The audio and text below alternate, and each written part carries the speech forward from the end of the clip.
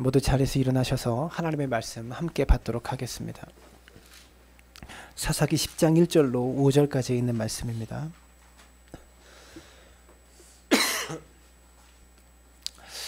아, 1절부터 5절까지 말씀인데 우리 저 한 절 여러분 한 절씩 교독하여 읽도록 합니다. 아비멜렉의 뒤를 이어서 이스간 사람 도도의 손자 부하의 아들 돌라가 일어나서 이스라엘을 구원하니라. 그가 에브라임 산지 3일에 거주하면서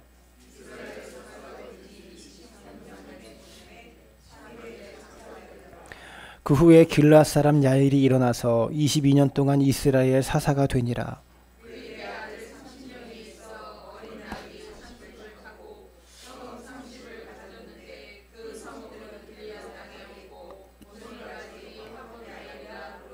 다 같이 야일이 죽음에 가몬에 장사되었더라. 아멘. 모두 자리에 앉아주시기 바랍니다. 제가 지금 감기가 좀 심하게 들렸어요. 워낙 목소리도 멋있는데 목소리가 이렇게 잠겨서 안 좋고 얼굴도 잘생겼는데 얼굴도 부어서 좀 그렇고 여러분 이해해 주시기를 바라고, 몸이 아프니까 분위기가 좀 축 처져 있는 것 같은 느낌이 드네요. 전혀 안 그런가요? 옆 사람 바라보고 인사했으면 좋겠습니다. 당신 때문에 힘이 납니다. 네. 우리가 함께라는 것, 어렵고 힘들 때 서로를 위해주고 생각해줄 줄 아는 성도로 우리가 함께 모였다는 것이 기쁨이고 행복입니다. 구약 성경을 보시면 선지자들의 예언을 기록한 책을 뭐라고 부르죠? 선지서라고 부릅니다. 예언서라고 부르기도 하고 선지서라고 부르죠. 그 선지서에는요, 기록된 분량에 따라서 어떤 책은 대선지서로 구분하고 어떤 책은 소선지서로 구분합니다. 양에 따라서 구분하는 거예요. 선지자들을 구분할 때도 마찬가지입니다. 그 선지자들이 기록한 말씀의 분량에 따라서 예언한 내용이 많은 사람은 대선지자라고 부르고 예언한 내용이 적은 사람은 소선지자라고 그렇게 부릅니다. 사사들도 마찬가지라서요. 사사들을 부를 때도 사사들의 기록의 내용과 분량이 많은 사사들 있잖아요. 그런 사람은 대사사라고 부르고 오늘 본문처럼 기록된 내용이 적은 사사들을 소사사라고 부르는 것입니다. 그런데 오늘 본문에 등장하는 돌라와 야일 두 명의 사사는 어떤 사사로 분류될까요? 대사사일까요? 소사사일까요? 네, 대답을 안 하십니까, 여러분? 네, 소사사라고 부릅니다. 왜냐하면 삼손이나 기드온이나 드보라나 이런 사사들에 비해서 기록된 분량이 매우 적기 때문에 그렇습니다. 아마도 교회를 오래 다녀서 설교를 많이 들어본 성도님들도 돌라, 야일 이런 사람들의 이름을 잘 모르실 겁니다. 성경은 돌라와 야일에 대한 내용을 그렇게 많이 기록하고 있지 않기 때문에 그렇습니다. 제가 오래됐네요. 사사기 인물 강의를 시작하면서 기억은 나십니까, 여러분? 사사기 인물 강의를 제가 했다라는 거. 삼갈이라는 사사를 살펴본 적이 있죠. 9월 첫째 주에 했던 설교인데 2달 전에 했던 설교입니다. 다들 잊어버리셨을 텐데 소모는 막대기로 블레셋 사람 600명을 쳐 죽이고 이스라엘의 평화를 가져왔던 사사의 이름이 삼갈이라는 사사입니다. 그 사사가 삼갈이라는 사사가 분량이 제일 적은데요. 몇 절 기록되어 있을까요? 한 절 기록되어 있었어요. 근데 오늘 돌라와 야일은요 2절, 3절 이렇게 기록되어 있는 사사라는 것이죠. 삼갈 이후 두 번째로, 세 번째로 등장하는 소사사가 오늘 본문의 돌라와 야일입니다. 또 몇 장을 지나다 보면 3명의 소사사를 더 만나게 되어지죠. 2달 전에 살펴본 소사사 삼갈에 대한 기록이 한 절 기록되어 있고 오늘 돌라와 야일에 대한 기록은 2절과 3절 이렇게 기록되어 있습니다. 그리고 우리가 후에 살펴보게 될 소사사인 입삼과 엘론과 압돈 이런 소사사들도 2절, 3절 정도밖에 기록되어 있지 않고 있어요. 성경은 이렇게 이야기거리가 많은 사람들 뿐만이 아니라 이야기거리가 적은 이런 사람들에 대해서까지도 성경이 분명히 기록하고 있다는 것입니다. 이들이 사사였다는 것 외에 성경에 그다지 말하는 것이 없어요. 돌라가 사사였다라는 것 외에 성경이 뭔가 사사의 일에 대해서 기록하고 있는 것은 없습니다. 돌라와 야일에 대한 이 본문을 아무리 읽고 또 읽어도 표면적으로 분명한 메시지가 잘 드러나지 않아요. 이 본문을 어떻게 설교할까 깊이 고민이 생겼습니다. 이런 본문을 가지고 설교를 해야 될 때면 목사는 죽을 맛입니다. 그렇다고 사사기 인물 강해를 한 사람 한 사람씩 살펴본다고 강단에서 선포를 했는데 빼먹고 지나갈 수 없잖아요. 약속을 했는데 빼먹고 지나갈 수도 없고 그냥 하자니 설교하기가 참 힘들고 안 할 수도 없고 좀 생각해보고 좀 더 연구해서 설교를 하자라고 마음을 먹고 좀 생각해 본다는 것이 여지까지 미루게 되었지만 2달의 시간이 지나서 오래된 숙제를 해결해야겠다라는 마음으로 오늘 본문을 들고 강단에 섰습니다. 설교하기가 참 힘들지만 뭐 죽이 되든 밥이 되든 5명의 사사에 대한 숙제를 해결하려고 오늘부터 다시 사사기 인물 강해를 다시 시작합니다. 강해 설교를 하다 보면 설교자이기 때문에 어쩔 수 없이 강해 설교이기 때문에 이런 본문을 만날 때가 있어요. 설교를 해야 되기 때문에 어떻게든 설교는 합니다. 30분 이상의 설교는 할 거예요. 하지만 오늘 설교가 혹시 여러분의 마음에 여러분의 성에 차지 않더라도 이해해 주시기를 바랍니다. 따라해 볼까요? 목사님 그럴 때도 있죠. 뭐 항상 잘할 수 있나요? 네, 그런 것 같아요.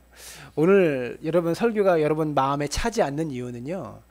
뭐 제가 성경을 깊이 보지 못하는 것도 있겠지만 더 중요한 것은 성경의 원재료가 그렇게 많지 않아서 예를 들면 여러분 김치찌개를 끓일 때도요. 김치도 넣고 돼지고기도 넣고 파도 숭숭 썰어 넣고 계란도 같이 이렇게 부쳐서 먹어야 제대로 김치찌개를 즐길 수 있잖아요. 근데 김치 하나 넣고 김치찌개를 끓이면 김치가 맛있으면 맛있겠지만 좀 심심하잖아요. 예, 그거와 같은 이치라고 여러분 보시면 됩니다. 전혀 고개를 끄덕이는 분이 한 명도 없는데 오늘 돌라와 야일의 이야기를 살펴보는 가운데 우리가 1절의 말씀을 보시면 이렇게 말해요. 함께 읽습니다. 시작.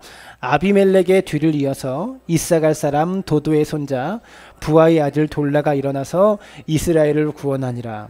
그가 에브라임 산지 3일에 거주하면서 돌라에 대해서 시작할 때 돌라와 야일에 대한 이야기가 묶여서 나오는데 이 두 사람에 대한 소개를 시작할 때 아비멜렉의 뒤를 이어서라고 소개하고 있습니다.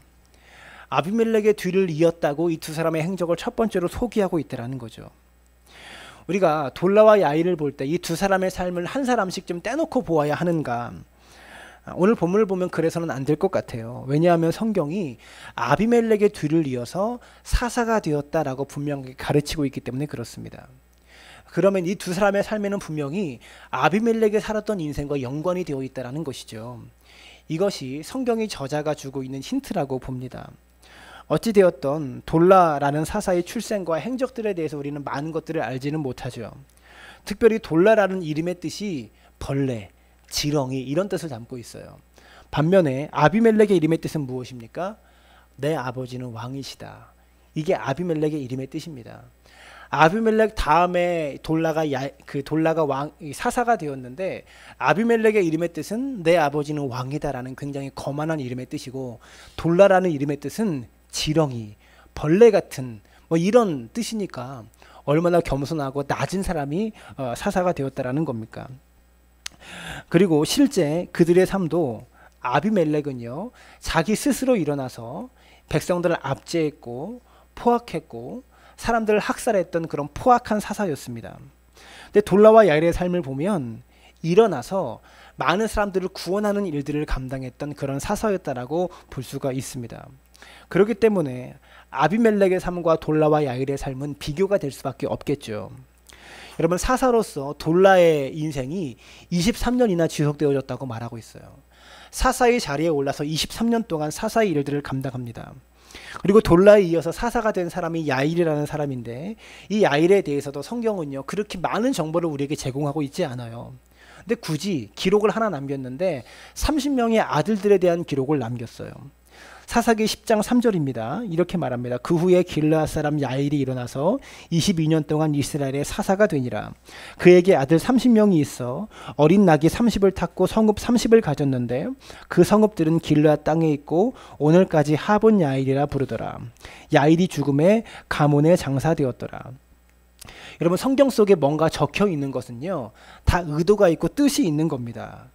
나귀를 탔다라고 말씀하고 있는 것을 보면 여러분 당시 부자는 말을 탔고 가난한 사람은 나귀를 탔다고 생각하는데 전혀 아니에요. 교통수단으로서의 나귀는요 오늘날로 따지면 리무진과 같은 겁니다. 교통수단으로는 나귀가 훨씬 안락하고 안정되었다라는 거죠. 30명의 아들이 있었는데 모두가 나귀를 탔고 모두가 하나씩 성읍을 차지하고 있었다고 성경은 기록하고 있어요. 무슨 말입니까? 오늘날로 비유하면 야일에게는 30명의 아들이 있었는데 30명 모두 다 고급 승용차를 탔고 강남에 좋은 아파트를 가지고 부유하게 살고 있었다, 이런 뜻이 되는 거예요. 무슨 말이냐면 이 당시가 뭐 비리가 많았다 이런 의미의 말씀이 아니라 그만큼 야일이 사사로 통치하는 시대에는요 삶이 풍요로웠고 삶이 부유했다. 야일뿐만이 아니라 당시 대부분 다 왕만, 사사만 부유하게 살았어요. 근데 왕뿐만, 사사뿐만이 아니라 30명의 아들들도 그리고 이스라엘 백성들도 대부분 다 그 성읍 안에서 편안하게 거주하였다라고 성경에 기록하고 있다라는 겁니다. 그리고 그들이 살았던 성읍을 이 30명의 하봇의 그 야일의 아들들이 살았던 성읍의 이름을 하봇 야일이라고 부르고 있어요. 뜻이 야일의 성읍들이란 뜻입니다. 이것을 보아서 우리가 야일이라는 사사가 우리가 보기에는 기록들이 적어서 별로 별 볼 일 없는 사사처럼 보이지만 그 당시와 후대 사람들에게 성 이름이 하봇 야일이라고 불렸으니까 이 야일의 이름이 많이 오르락내리락 할 수밖에 없었던 그런 사사였다는 것을 추측할 수 있습니다. 우리가 나중에 아비멜렉에 대해서도 제가 몇 주간 좀 살펴보려고 하는데요. 아비멜렉은요 적사서로 불리는 사사입니다. 우리가 적그리스도라는 말 들어보셨죠? 계시록의 적그리스도. 사람들이 그리스도인 줄 알고 따랐는데 알고 보니까 그리스도가 아니라 오히려 그리스도를 대적하는 그리스도였던 거예요. 그게 적그리스도입니다. 이 아비멜렉도 적사사로 불리는 사람이에요. 사람들이 사사인 줄 알고 따랐는데 알고 보니까 사사를 대적하는 사사였다라는 것입니다. 그래서 이 아비멜렉에 대한 그 삶을 우리가 한번 좀 살펴보면 말세 가운데 나타난 일들이 그대로 드러나고 있다는 것을 볼 수가 있어요. 근데 여러분, 돌라와 야일이 사사로서 활약한 기간이 이 두 사람을 합치면 몇 년입니까? 돌라가 23년, 야일이 22년, 45년 동안 이 두 사람이 사사로 활약해요. 근데 이들에 대한 기록을 둘 합치면 기껏해야 5절로 끝납니다. 그런데 반면에 그 아비멜렉은요 3년 동안 사사로서의 역할을 감당하는데 한 장이 넘게 할애되고 있어요. 엄청나게 길게 기록되어 있다는 겁니다. 돌라와 야일 두 사람 합쳐서 45년인데 5절밖에 기록되지 않고 이 아비멜렉은요 3년밖에 활약하지 않았는데 한 장을 넘는 엄청난 분량을 할애하고 있다는 겁니다. 여러분, 사사기의 기록 목적이요 사사들의 스토리를 기록하는 것이 목적이 아니라 사사시대에 이스라엘 백성이 얼마나 많은 죄악을 지었고 얼마나 하나님과 멀어져 있었나, 이것을 기록하는 것이 사사기의 기록 목적이에요.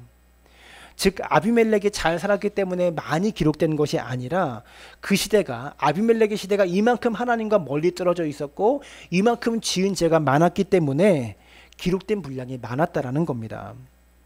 즉 다시 말하면 돌라와 야일에 대해서는요 그 시대가 죄에 대해서는 별로 이야기할 것이 없는 시대라는 반증이 되어지기도 하죠. 물론 그렇다고 돌라와 야일을 통해서 엘리야와 같은 대단한 능력이 일어나고 바울과 같은 위대한 역사가 일어났느냐, 그것 또한 아니라는 겁니다. 그런 것으로 따지면 돌라와 야일은 별로 위대한 사사처럼 보이지는 않아요. 두 사람은 그저 그런 평범한 지도자로 보일 뿐입니다. 시대가 굉장히 약해서 하나님과 범죄하는 시대에 오니엘처럼 이스라엘 백성을 회개시킨 사사도 아니었고 전쟁에 나아가서 적은 수로 승리를 이끌었던 기드온과 같은 위대한 지도자도 아니었습니다. 그저 그런 평범한 지도자들이었다라는 거죠. 그러나 이 돌라와 야일의 삶에 대해서 좋은 관점에서 우리가 해석을 하자면 이러한 해석도 가능합니다. 점점 나빠지고 영적으로 타락해가는 시대에 사람들이 자기 속에는 옳은 대로 살아가는 영적 타락이, 영적 부패가 점점 심해지고 있는 시대에 이 두 사람의 지도력 때문에, 돌라와 야일 이 두 명의 사사 때문에 이스라엘 역사 속의 죄가 더 심해졌다라고 말할 수 없는 것은 타락하고 범죄하고 있는 시대를 45년 동안 범죄하지 않도록 이들이 붙잡고 있었다는 점에서 이들의 지도력은요 결코 가볍게 볼 수 없었다라는 거죠. 사랑하는 여러분, 세상이 점점 나빠지고 악해지고 져가고 있는 시대에 우리 때문에 세상이 악해져가는 속도가 늦추어진다면, 하나님의 심판이 임해야 되는데 우리 때문에 하나님의 심판이 점점 더디게 임할 수밖에 없다면 여러분, 그런 일들을 감당하는 것 결코 쉬운 일이라고 볼 수는 없다라는 것이죠.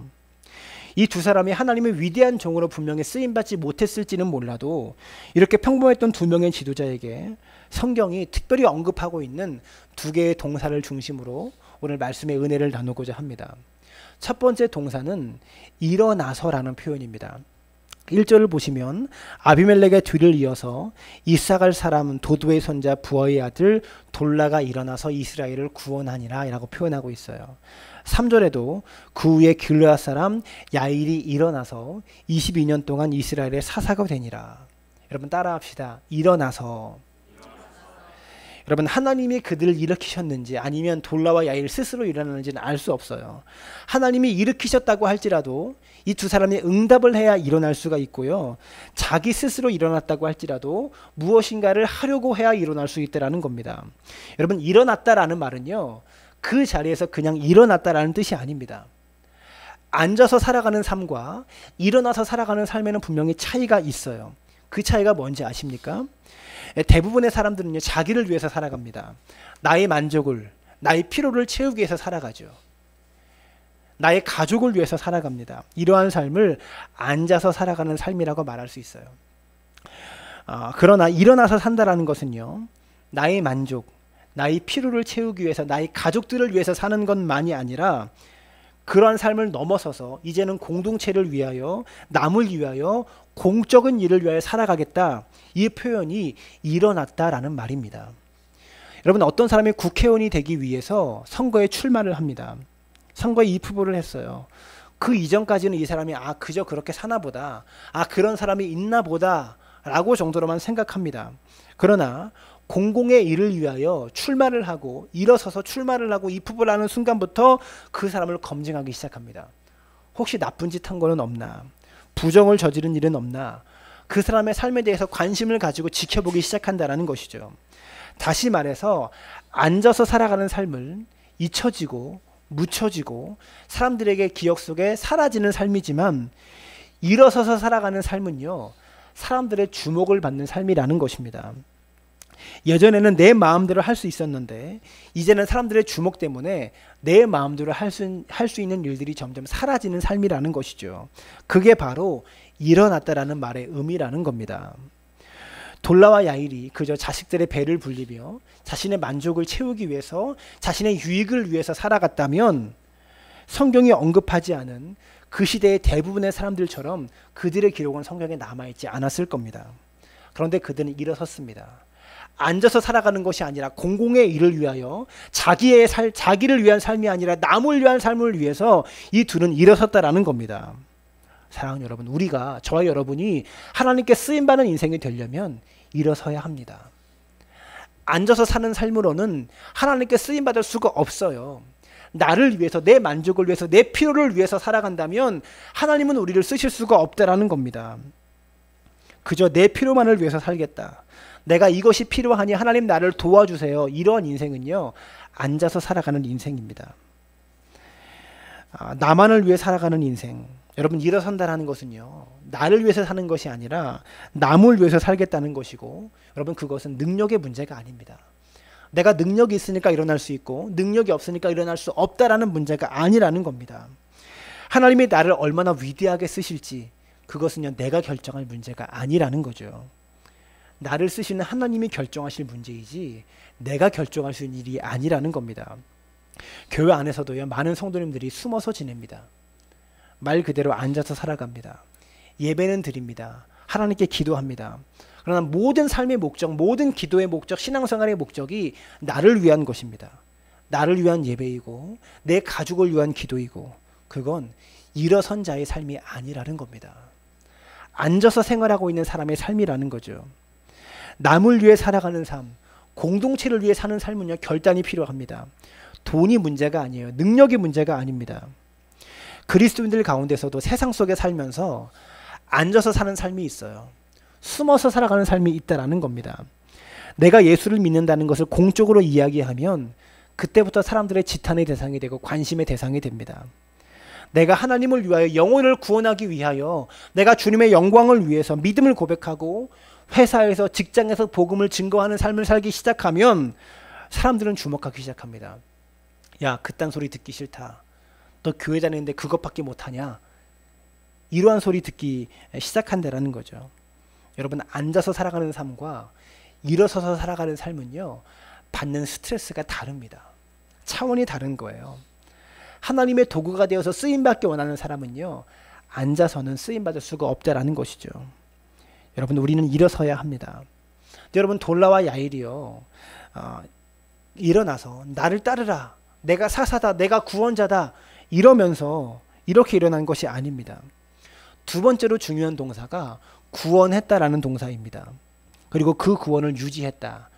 사사로서 다스렸다. 이스라엘 백성을 구원했고 사사로 다스렸다. 그 구원을 유지하였다라는 말입니다. 돌라와 야일이 일어선 목적은요, 나를 따르라가 아니었습니다. 정치가들이 말하는 것처럼 사람들을 선동하기 위한 것이 아니었습니다. 이스라엘 백성을 구원하기 위해서 이들은 일어섰다라는 것이죠. 여러분, 하나님의 사람이 일어나는 목적, 주님이 사람을 세우시고 그 사람을 통해서 일하시는 목적은 하나님의 백성을 구원하기 위함입니다. 여러분을 통해서 영혼들을 구원하기 위해서 우리를 일으키신다는 것을 기억하시길 부탁을 드려요. 그리고 그 구원받은 백성이 하나님의 사람으로 살아갈 수 있도록 그 일들을 우리가 해야 되는 것입니다. 그것이 일어선 자들의 감당해야 될 일이라는 것이죠. 당신은 지금 무엇을 하고 있습니까? 라고 묻는다면 나는 사람을 구원하고 있다. 사람을 살리고 있다. 사람을 세우고 있다. 라고 대답할 수 있는 사람, 그 사람이 일어선 자의 삶이라고 말할 수 있다는 겁니다. 목사로서 저의 가장 큰 고민은 바로 이것입니다. 나는 목사로서 과연 앉아있는 목사인가? 일어서 있는 목사인가? 사람을 구원하고 사람을 살리는 목사인가? 이것이 저의 가장 큰 고민입니다. 우리 교회는 앉아있는 교회인가? 일어서 있는 교회인가? 이 두 가지가 저의 가장 큰 고민입니다. 여러분, 우리 교회가 우리 교회만을 위해서 무슨 일을 하고 있다면 그것은 앉아있는 교회입니다. 그러나 우리가 일어서서 교회 밖에 있는 자들을 살리기 위하여 하나님의 통로가 된다면 그건 일어선 자의 삶이라고 말할 수 있다는 것이죠. 질문하겠습니다. 우리 교회는 앉아 있습니까? 일어서 있습니까? 더 정확하게 질문하면 여러분은 앉아 있는 성도입니까? 일어서 있는 성도입니까? 여러분이 일어서 있는데 교회가 앉아 있을 수 없죠. 여러분이 앉아 있을 때 교회도 앉아 있게 되는 겁니다. 왜냐하면 교회는 성도의 삶이 바로 교회이고 성도의 삶이 바로 예배이기 때문에 그렇습니다. 목사인 저에게 날마다 저를 짓누르는 고민이 한 가지가 있어요. 그저 교회 하나 잘 유지하는 목사, 그런 목사가 되고자 하는 것이 아니라 정말 하나님이 원하는 교회는 앉아있는 교회가 아니라 일어선 교회이고, 일어선 교회의 삶은 누군가를 구원하기 위해서 헌신하고 희생하는 삶인데 우리 교회는 정말 그런 교회인가? 그저 건물을 유지하고 교회를 유지하는 것에만 급급하고 있는 교회가 아닌가? 이것이 저의 가장 큰 고민이다라는 겁니다. 그리고 이 질문이 하나님 앞에 저를 죄스럽게 만들고 있어요. 사랑하는 여러분, 일어선 사람이 얼마나 대단한 일을 할 수 있는지 그것은 장담할 수 없습니다. 여러분도 저도 장담할 수 있는 일이 아니라는 거죠. 분명한 것은요, 일어서서 구원하는 일을 행하는 사람의 일을요, 성경이 기록하고 있다는 겁니다. 앉아있는 사람들의 삶은 대부분의 사사시대의 사람들처럼 기록하고 있지 않지만 일어선 자, 돌라와 야일의 삶만을 성경이 기록하고 있다는 거죠. 어느 누구도 본받고 싶은 성경 인물로 돌라와 야일을 선택하는 사람은 없을 겁니다. 다윗도 있고 아브라함도 있고 바울도 있는데 돌라와 야일 같은 사람은 우리에게 명함도 못 내밀 만한 잊혀진 성경 인물이라는 거죠. 그러나 하나님은 이들의 이름을 기록하고 있다는 겁니다. 여러분, 제가 얼마 전에 몸이 안 좋아서 지금도 감기가 걸렸잖아요. 감기 초기 증상일 때 병원에 갔어요. 그 병원이 연로하신 어르신들이 많이 가는 그런 병원입니다. 제 앞순서에 제가 밖에서 대기하고 있는데 제 앞순서에 어떤 할머니가, 연로하신 할머니 분께서, 어르신께서 계셨는데 의사 선생님을 붙잡고 막 주절주절 이런 얘기 저런 얘기 다 하는 거예요. 예를 들면 이런 얘기였습니다. 의사 선생님이 할머니 좀 걸으시면서 운동하셔야 빨리 나요. 그렇게 얘기하는데 할머니가 이렇게 대답해요. 제가 서울에 영감하고 살 때는 잘 걸었는데 할아버지가 돌아가시고 잘 못 걸어요. 그래서 할아버지가 뭐 때문에 돌아가셨는지를 얘기하기 시작하는 거예요. 그게 한 10분 가요. 지금 마석에 이사 와서 딸이랑 같이 사는데 뭐 때문에 이사 왔는지 또 10분 얘기하는 거예요. 그래서 걸어야 되는데 계단이 너무 많아서 걷지를 못해요. 집 앞에 가면 차가 많이 나면서 못 걷고 자기가 못 걷는 이유에 대해서 한 10분 또 얘기하기 시작하는 거예요. 다음에 저하고 제 아내가 같이 들어가는 순서였는데 이 어르신이 시간을 너무 오래 끄니까 답답한 거죠. 근데 의사가 그 얘기에 호응하면서 네네 그러면서 얘기를 들어주시면서 그렇게 하시더라고요. 줄은 막 이렇게 한 10대 명 서 있고 의사와 할머니의 대화 중에서 제가 들은 이야기가 이 어르신이 사시는 곳이 너우내고개 있죠. 너우내고개 쪽에 사신대요. 근데 거기가 오르막길이 계속 있잖아요. 근데 거기서 여기까지 걸어오신 거예요. 병원까지. 상당히 먼 거리를 다리가 힘드신 불편하신 어르신이 걸어오신 겁니다. 근데 저는요.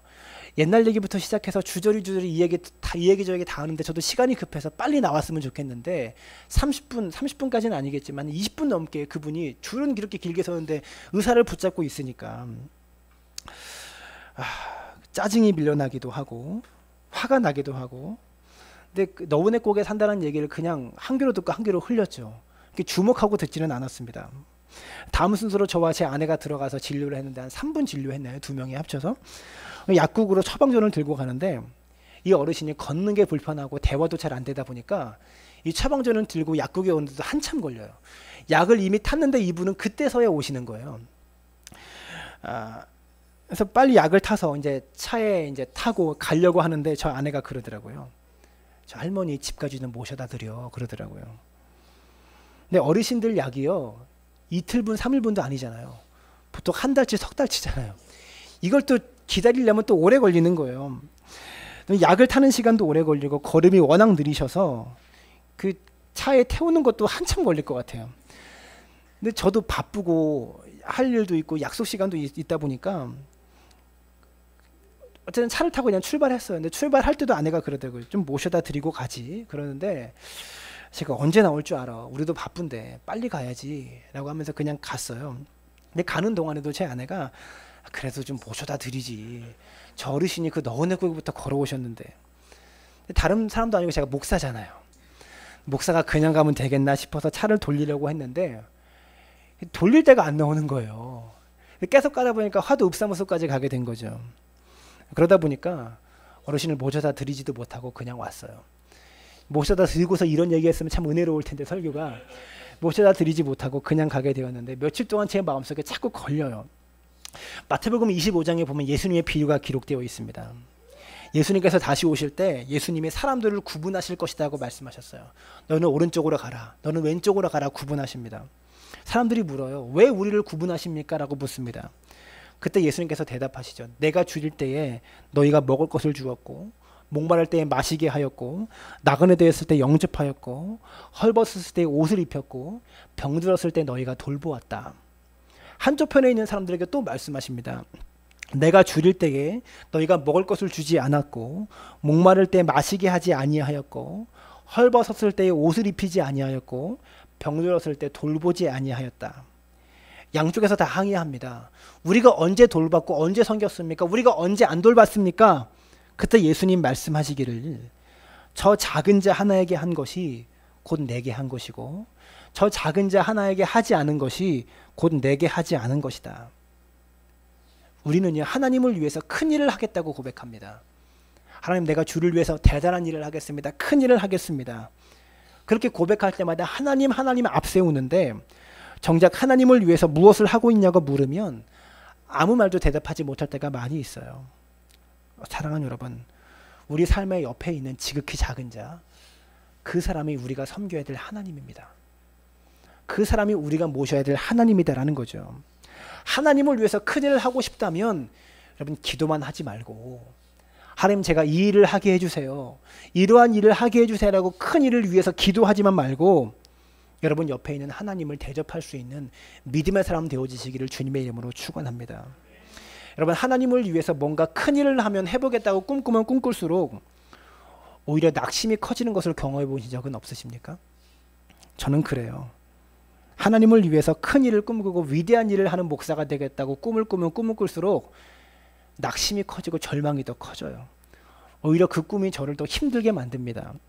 왜냐하면 지난주에 설교했던 그대로 저는 다음 주에 오늘 또 이 자리에 섰고, 오늘 설교하는 그대로 다음 주에 또 서게 될 것이고, 이렇게 설교 한 번 한다고 해서 뭐 대단한 일이 일어나는 것도 아니잖아요. 제가 지금 목사 안수 6년 차, 개척 3년 차에 들어서 목회를 하고 있지만 제 마음속엔 여전히 하나님에 대한 위대한 꿈이 있습니다. 그러나 하나님께서 쓰시는 사람들을 보면 위대한 역사가 일어나고 엄청난 능력이 일어나고 대단한 일들이 일어나는데, 그런 일들을 저도 꿈꾸면 꿈꿀수록 사랑나무 교회에서 목회하고 있는, 이렇게 사역하고 있는 제 자신이, 이 모습이 저를 더 힘들게 한다는 것이죠. 아마 여러분들도 하나님 나라를 위해서 뭔가 좀 큰 일을 하고 싶다, 하나님의 교회를 위해서 뭔가 큰 일을 하고 싶다라고 꿈을 꾸면 꿈을 꿀수록 여전히 내 월급 봉투는 얇고 내 삶의 상황은 나아지는 것이 없고, 하나님께서 내게 복을 주시면 내 인생이 조금 변하고 나아질 것 같은데 그것을 기대하며 기도하고 있는데 내가 나를 살펴봐도 조금 더 변한 것이 없을 때, 아마 우리 성도님들 마음속에 대부분 하나님을 위해서 꿈을 크게 꾸면 크게 꿀수록 마음 한켠에는 절망이 점점 커지는 것을 경험할 때가 많이 있으실 겁니다. 그래서 하나님을 위한 위대한 꿈을 꾸십시오, 하나님을 위한 큰 꿈을 꾸십시오 라는 설교를 들을 때마다 마음은 움직이는데 한편으로 이런 마음도 들지요. 그런 꿈 많이 꿔봤는데, 그런 기도 많이 해봤는데 달라지는 것 없더라. 어쩌면 그런 마음이 신앙생활의 정답일지 모르고요, 우리가 살고 있는 인생의 정답일지 몰라요. 그리고 오늘 저와 여러분의 현실일지 모릅니다. 여러분, 성경을 보면 얼마나 많은 대단한 사람들이 많이 있습니까? 그러나 성경은요, 대단하고 위대한 사람들의 이야기만을 기록하고 있는 것이 아닙니다. 그저 주어진 자리에서 돌라와 야일처럼 그저 그렇게 쓰임받은 사람, 얼마나 대단한 구원을 이루었는지, 엘리야처럼 얼마나 위대한 일들을 이들이 했는지 아무것도 언급하지 않지만 성경은 그들도 이스라엘을 구원했다고, 그들 때문에 이스라엘이 45년 동안 전쟁이 없었고 평안했다고 성경은 기록하고 있는 겁니다. 사랑하는 여러분, 굵게 사냐 가늘게 사냐, 이것을 내가 결정할 수 있다면 얼마나 좋겠습니까? 큰 일을 하냐 작은 일을 하냐, 이걸 내가 결정할 수 있으면 얼마나 좋겠습니까? 근데 세상은요, 자기가 원하는 대로 안 되는 것 같아요. 조용히 살고 싶은 사람도 어느 날 갑자기 시끄러운 삶을 살 때가 있고요, 좀 왁자지껄하게 대단하고 시끄러운 일을 한번 해보면서 살고 싶다라고 말하는 사람도 일평생 어느 누구도 알아주지 못하는 삶을 살아가는 사람도 있는 것 같습니다.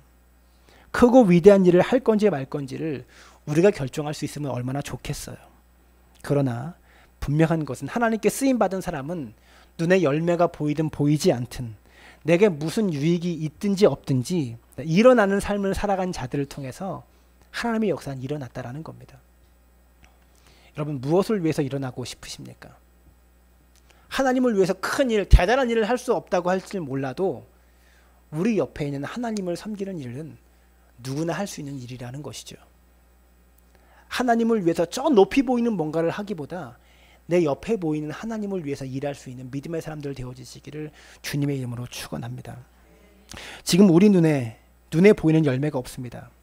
그러나 중요한 것은요, 열매가 보이고 보이지 않는 것은 우리가 결정할 수 없는데, 확실한 것은요, 심지 않은 곳에는 열매가 날 수 없다는 것이고, 일어서지 않는 이상 주님께 쓰임받을 수 없다는 겁니다.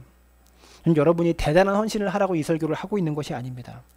하나님의 마음을 내 마음에 품고 어떻게든 일어서서 누군가를 위해서, 나를 위한 삶이 아니라 남을 위한 삶으로 자신의 삶을 일으켜보라라는 겁니다. 돌라와 야일처럼 일어나는 사람이 되어보자라는 겁니다. 그래야 하나님께서 우리를 크게 쓰실지 작게 쓰실지는 모르지만 그래야 하나님께서 우리를 쓰실 수 있다는 겁니다. 우리 모두가 일어나서 하나님의 구원의 통로로 쓰임받는 믿음의 사람들 되어지시기를 주님의 이름으로 축원합니다.